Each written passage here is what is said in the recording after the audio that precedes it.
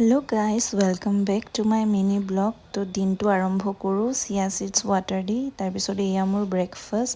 ব্ৰেকফাষ্টৰ পিছত ফ্ৰেছ হৈ চিধা লাঞ্চ প্ৰিপেয়াৰ কৰিবৰ কাৰণে আহিছোঁ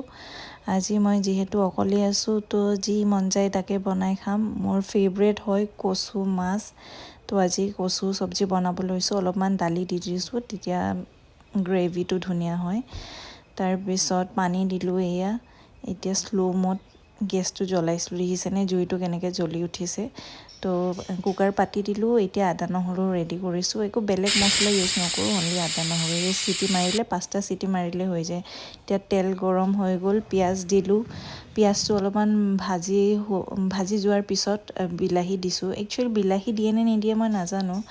বেলেগ টেঙা একো নাছিলে কাৰণে মই বিলাহী দি দিছোঁ আৰু তাৰপিছত দিলোঁ আদা নহৰু এয়া অলপ গলি যোৱালৈকে ভাজিব লাগিব অলপ গেছটো ল' কৰি দিছোঁ নহ'লে জ্বলি যাব তো আৰু মই বনাই আছিলোঁ আলু আৰু ভোল চব্জি সেয়ে অলপ দেখালোঁ এতিয়া আপোনাৰ পিঁয়াজ আৰু